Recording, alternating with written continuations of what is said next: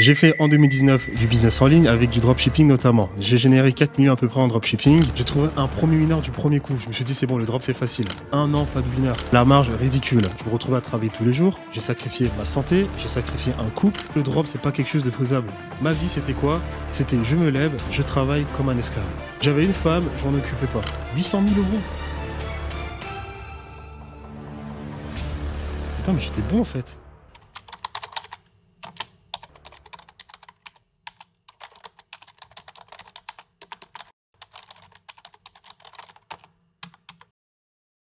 J'ai fait en 2019 du business en ligne avec du dropshipping notamment. J'ai généré 4 millions à peu près en dropshipping. Le but de ce live, c'est de plutôt parler de ce que je fais actuellement. Franchement, si un jour des gens voient cette vidéo et que ça peut les aider à développer leur business, franchement, tant mieux. J'ai une agence en acquisition client qui s'appelle Solevani. Actuellement, on travaille avec des professionnels du secteur solaire. Eh bien, si tu souhaites vendre un produit à plus de 3000 euros, moi je te montre comment le faire à travers les réseaux sociaux. Parce que tu dois avoir une offre. Et l'offre aussi, je vais l'expliquer. Mon offre, c'est nous vous aidons à générer 15 installations mensuelles de panneaux solaires par mois dans votre business. Avec nos clients, on est en train de mettre en place des stratégies d'acquisition clients sur les réseaux sociaux, des stratégies que moi-même j'utilise pour mon agent. Je les réduplique dans le business de mes clients. Parce que c'est ces stratégies-là qui me permettent derrière moi de trouver ces clients à qui je vends des programmes à 15 000 euros. Le business que je vais vous présenter, que je présente, c'est acquisition client high ticket. On vend des produits chers. Mais en tout cas, tu auras tout ce que moi j'ai pu apprendre, tout ce que j'ai pu apprendre jusqu'à présent parce que je continue d'apprendre, qui te permettront de vendre des produits high ticket pour toi, avoir plus de marge et embaucher des bonnes personnes qui te permettra de ne pas être esclave de ton business.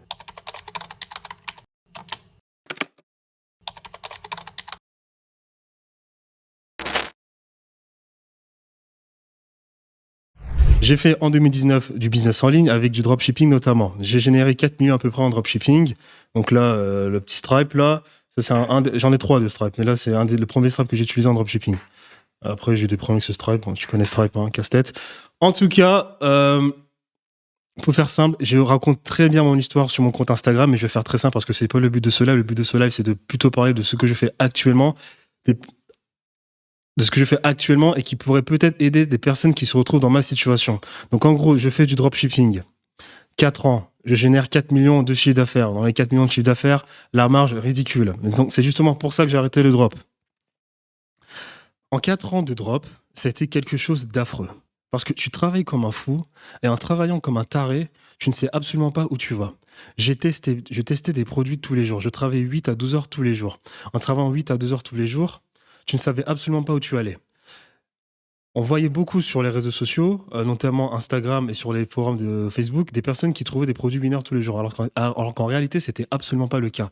Je trouvais un winner tous les 6 à 8 mois. Ça m'a pris 2 ans avant d'être bon en drop. 2 ans. Donc 2 ans à être bon en drop. Et durant ces 2 ans-là, je trouvais un produit tous les 6 mois, un produit gagnant tous les 6 mois. Mais avant ça, je testais des produits tous les jours. C'était insupportable. Je n'avais pas de vie. Je voulais faire du business pour me sentir justement libre, faire de l'argent pour ensuite à peu près kiffer ma vie plus tard. C'était absolument pas le cas. Je me retrouvais à travailler tous les jours. J'ai sacrifié ma santé, j'ai sacrifié un couple. Donc durant 2 ans, il a fallu que je développe des automatismes pour trouver des produits winners. Et après ces 2 ans-là, je trouvais des winners très facilement. D'ailleurs, même là, sur cette courbe-là, je le montre. Hein. Là, première année, hop. Non, ça c'est 2022. J'en ai combien de stripes là? Attends. Ça c'est le premier, c'est le deuxième. Ok, donc ça c'est le premier stripe. Première année, 2019, 37 000 $. J'avais trouvé un premier winner du premier coup. C'était un maillot multiposition, si vous voulez savoir. Je me parle à moi-même, putain. J'ai trouvé un premier winner du premier coup. Je me suis dit, c'est bon, le drop c'est facile. Je scale ce produit 2 mois. Après, c'était la catastrophe. Durant 1 an, pas de winner. L'année 2020, 600 000 euros. Ah ouais, putain, mais j'étais bon en fait. En fait, j'étais pas mal. Deuxième année, 600 000 euros. C'est vrai ça? God damn. 600 000 euros deuxième année. Mais Thierry, en fait, t'étais pas si mal que ça. Hein. Attends, faut voir. Non, attends, 2021. Je suis vraiment pas. 800 000 euros.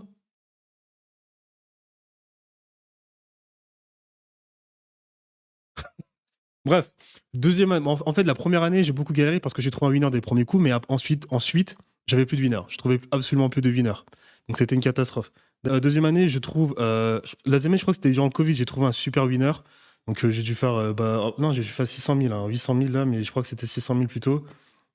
D'ailleurs, là, je l'expliquerai plus tard, mais ça, c'est des vaisselles que je fais pour mes clients, pour trouver des nouveaux clients. Donc, du coup, deuxième année, 600 000 euros. Mais 600 000 euros durant cette année à galérer, c'est-à-dire pas de winner, beaucoup d'appréhension, tu sais pas où tu vas, tu veux tester ce business et t'es dans le déni. La troisième année aussi, 800 000 euros. Mais là, c'est à la troisième année où je fais mes 800 000 euros que je trouve enfin les techniques pour trouver des winners. Après 2 ans de dropshipping, je trouvais des winners super facilement parce que j'avais compris certaines choses. Cependant, même ayant trouvé des winners, eh bien, quand tu scalais des produits, tu savais pas où t'allais. Bon, en fait, j'ai pas envie de développer sur le dropshipping, mais en gros, ce que je voulais dire, c'est que. Parce que 800 000 euros, après quoi 400 000 euros, et cette année, j'ai fait 1,3 million. En gros, ce que je voulais dire, c'est que c'était beaucoup de stress pour pas savoir où t'allais avec ce dropshipping de merde, d'accord. Des résultats en dents de scie, tu sacrifies ta vie, et en plus, je vais vous donner une certaine insight. J'étais dans la formation de Yomi Denzel. Je suis super content de voir que le nombre d'abonnés de Yomi dans son groupe a baissé. Parce que je vais vous donner une insight. J'ai fait des millions en drop, et donc du coup, Yomi Denzel donnait des trophées au bout d'un moment. Il donnait des trophées pour les personnes qui dépassaient le million d'euros. Mais dans ces trophées-là, tu devais répondre à certaines questions et tu avais des insights en interne. Je pense ils s'en étaient pas rendu compte, mais tu pouvais accéder à certains insights. Sur 10 000 abonnés, sur 10 000 personnes qui avaient rejoint ce groupe, 41 personnes avaient dépassé le million de chiffre d'affaires. 41 personnes. 1 million de chiffre d'affaires. On ne parle pas de bénéfices. Donc, 41 personnes avaient généré plus d'1 million de chiffre d'affaires sur 10 000 personnes qui étaient dans sa formation. Donc, en gros, ça veut dire quoi? Ça veut dire que on est quoi sur du 0 combien? 0,41. On n'est même pas sur du 1%. Qui avait généré du chiffre d'affaires. Mais non, dans le chiffre d'affaires, quelle est ta marge? Parce que moi, sur les 1 million d'euros de chiffre d'affaires, je ne faisais pas 50% de marge. J'en faisais 20. 20. Donc du coup, on les connaissait, les personnes qui gagnaient 40, les 41 personnes qui avaient fait le million d'euros de chiffre d'affaires. Dans les 41 personnes, il y en avait à peu près 10 qui avaient vraiment fait du bénéfice derrière. Et ces 10 personnes-là, eh bien, elles avaient lancé une chaîne YouTube après pour faire une formation ou bien pour changer de modèle économique. Donc en gros, le drop, c'est pas quelque chose de faisable. Et là, je vais vite, je développe pas super vite parce que c'est pas le but de ma chaîne, de ce live. Le live là, je vais peut-être proposer une solution. Mais j'essaie en fait de targeter la personne qui se retrouve un peu dans ma situation. C'est-à-dire qu'elle fait du business, mais elle n'arrive pas à dépasser certains paliers. Elle fait du business, mais elle a des problèmes de marge. Que moi, j'ai dû trouver. Oh, vas-y, on va pas bien là. J'ai dû trouver des solutions parce que c'était pas possible avec le drop. Résultat. En plus, je lui dis, j'ai fait un post Instagram là. Attends. Malgré générant 4 millions d'euros en 4 ans, le stress et les résultats irréguliers me poussent à ralentir. Malgré 2 marques e-commerce créées, le manque de contrôle sur la qualité des produits me dérange. Plus de 10 heures de travail par jour, une rupture amoureuse, une prise de poids, tout ça pour des marges ridicules. 2022-2023, je lance une agence de marketing SMMA, mais les défis surgissent. L'envoi massif d'emails et de DM révèle un problème majeur. Personne ne me connaît. Voilà, donc en gros, c'était ça ma vie. Ma vie, c'était quoi? C'était je me lève, je travaille comme un esclave. J'avais une femme, je m'en occupais pas. Ma santé, j'allais moins au sport. Bon, je vais toujours au sport, quand même, j'ai encore un beau corps. Dieu merci. Mais génétique, tu connais. On a la peau foncée. Mais pas de santé. J'avais sacrifié ma santé, j'avais sacrifié mon couple, je voulais à tout prix réussir. Mais je fais ça durant 4 ans à travailler de 8 à 12 heures par jour. C'était affreux. En plus, j'ai eu plein de péripéties. Et j'ai fait 5 burn-out. D'accord. C'est pas très masculin de dire de faire des burn-out, mais ça m'a beaucoup affecté parce que le dernier, je me suis fait hospitaliser. J'ai eu une sorte de boule, un foyer bactérien dans le poumon. Et le médecin me dit, vous avez tout bien, donc ça doit être le stress, monsieur. Qu'est-ce que vous faites? En plus, ma mère est médecin, donc elle aussi, elle a paniqué. On a fait des radios et tout. Bref, je suis pas très bon encore en storytelling parce que j'apprends encore le jeu des réseaux sociaux. Mais le dropshipping, c'est quelque chose que tu ne peux pas faire. En tout cas, aujourd'hui, c'est plus la solution. Et quand je vais sur Yomi, Denzel, et je vois encore des gens, et je n'ai rien contre cette personne, parce que Yomi Denzel est quelqu'un d'honnête qui fait des trucs de qualité. Mais sa formation est complètement décorrélée de la réalité actuelle du business en ligne en France. Et même peut-être dans le marché francophone. Je vois une vidéo de Yomi grâce à son Denzel. site. Vas-y, là, les publicités, là. 1 million... 6... C'est quoi ça? 600 000 vues. Après, j'analyse bien les techniques marketing de Yomi Denzel. Je sais qu'il, lorsqu'il poste une vidéo sur YouTube, il a balance en publicité sur la plateforme Meta pour avoir une belle portée d'organique dès les premiers jours. Je le sais. Mais quand même, et je pense qu'il a dû faire tourner des pubs. Mais quand même, 600 000 vues en dropshipping encore aujourd'hui. Donc en gros pour faire continuer sur mon histoire, je voulais dire que après 4 ans, j'ai arrêté le drop. D'accord. Donc ça, c'est mon premier strap. J'avais arrêté déjà. J'avais déjà arrêté. J'avais arrêté le drop. Il fallait que je trouve une solution. Parce que le truc, c'était que bah, du coup, le dropshipping, ok, c'est bien. Si tu as certaines compétences, tu peux t'en sortir, mais les marges sont ridicules. Pour la qualité de travail que je fournissais, les marges n'étaient absolument pas bonnes pour la qualité. Pour la quantité la quantité de travail que je fournissais. Des marges vraiment ridicules, 10-20%, entre 10 et 20%. Il fallait que je trouve une solution, d'accord? Et cette solution, j'ai fait pas mal de recherches sur les réseaux sociaux, j'ai regardé un peu ce qu'ils faisaient aux États-Unis. Et parce que moi,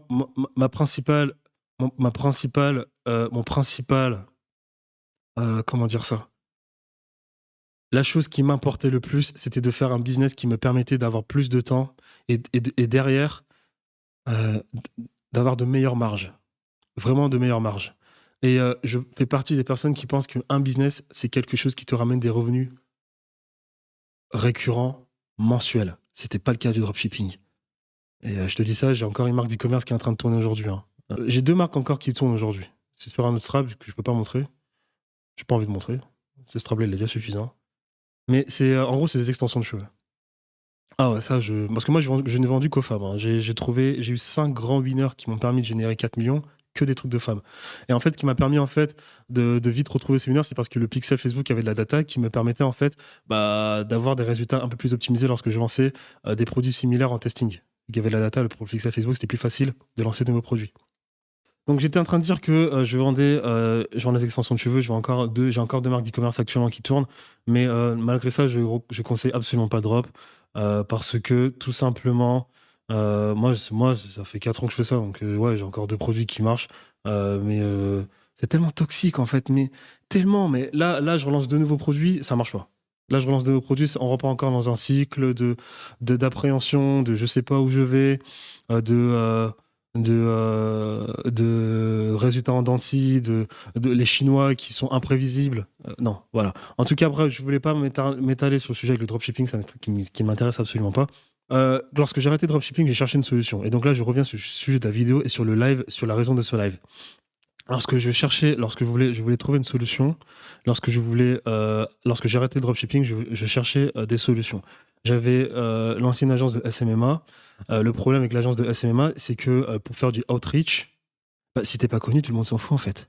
Parce que encore une fois, en lançant une agence de SMMA, pour trouver des clients, je faisais exactement comme dans le drop, c'est-à-dire que trafic à froid, donc cold email, DM, des techniques que tout le monde utilise, mais qui sont pas possibles parce que tu te retrouves encore dans la même mouvance du dropshipping, c'est-à-dire travailler comme un taré pour trouver des clients. Donc j'ai arrêté. Alors là, vu que j'avais déjà une certaine sensibilité du drop, je ne voulais pas revenir dans cette mouvance-là, donc j'ai arrêté direct. Et ensuite, j'ai retrouvé un nouveau business qui s'apparente au SMMA, mais de manière un peu plus maligne. D'accord. J'avais fait des recherches et une personne m'a super bien convaincu. C'est un Canadien qui est sur YouTube qui s'appelle Serge Gattari, auquel j'adhère pas mal à son discours. Serge Gattari, il fait de très bonnes vidéos. Would you like to go from making 10K per month to que ces vidéos, elles sont portées que sur l'acquisition client, c'est-à-dire trouver tout le temps de nouveaux clients et on s'arrête là. D'accord. Et en plus, il donne tellement de valeur, il devrait peut-être arrêter d'en donner et plus se concentrer sur générer un peu plus d'attention. Donc c'est lui, Serge Gattari, il fait... moi j'adore. Et en tout cas, j'ai pris... faut savoir que j'ai dépensé à peu près plus de 60 000 € en formation, coaching, mentorat, programme et tout. Et après drop, j'ai dépensé 30 000 € en formation, en mentorat, pour trouver des solutions. Et j'ai pris son mentorat, lui, qui coûtait 15 000 balles. D'accord? De toute façon, je crois que j'y suis toujours, hein. Dans mon Discord, ouais, j'y suis toujours. Je montrerai mon Discord tout à l'heure. Euh, J'en ai pris après 4 autres states. Et j'ai pu faire des recherches, j'ai pu faire des tests, j'ai pu développer un business aujourd'hui qui se porte super bien, d'accord? Mais pour dépasser certains paliers avec ce business, je me dois de créer de l'attention. Donc en gros, pourquoi ce live? Parce que dans ce live, en fait, donc je m'adresse à des personnes qui sont dans le drop, qui ont un business, mais qui peinent à dépasser un certain palier. Des personnes qui ont peut-être fait du dropshipping ou de je ne sais pas quoi, des personnes qui n'ont absolument pas peur de montrer leur tête à la caméra parce que tu es obligé de montrer ta tête à la caméra aujourd'hui dans une économie de l'attention. En tout cas, moi, c'est ce que je préconise, c'est ce que j'ai cru comprendre parce que j'avais cette mentalité dans le dropshipping. Oui, j'ai envie de faire de l'argent, ne pas être connu, le faire sans pour autant montrer son visage. Garçon, encore une fois, je répète, 10 000 personnes dans la formation de Denzel, 41 personnes avaient dépassé le million de chiffre d'affaires et dans ces 41 personnes qui faisaient du bénéfice, au final, il s'avère que ces personnes avaient ensuite commencé à poster sur Instagram, vendre des coachings ou bien créer une chaîne YouTube. Donc il faut le comprendre. Après, peut-être que des personnes ont fait de l'argent en drop, sans montrer leur visage et voilà, et qui ne sont jamais déclarés. Ça, c'est possible.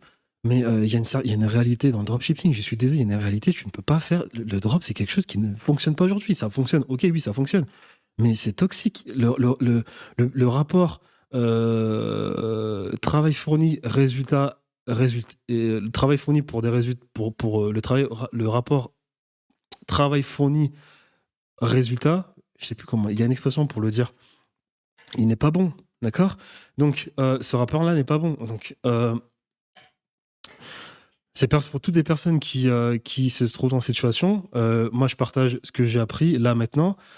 J'ai développé une sorte d'agence en consulting, en acquisition client. Mais c'est une agence qui me permet de vendre des produits high ticket, d'accord? Des services, des produits high ticket.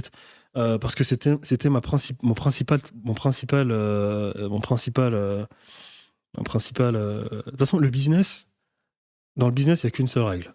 Faire du bénéfice, du profit. Voilà. Donc, c'était ma principale préoccupation. Lancer un nouveau business qui me permettait d'avoir plus de temps et de d'ailleurs faire du profit. Et je l'ai trouvé grâce à ce business-là. Encore une fois, en ayant fait des recherches, en ayant pris un maximum d'informations aux États-Unis, je suis tombé sur ce business-là. Donc, ce live, en gros, comment est-ce que je peux dire ceci? Je vais revenir sur Instagram, parce que sur Instagram, je l'avais superbement bien dit. Donc, je lance une agence de marketing. Non, je réalise l'importance je trouve quand même des clients avec qui j'aide à être viral sur les réseaux en développant leur personal brand. Je réalise l'importance de la personal brand. Nous vivons dans une économie de l'attention.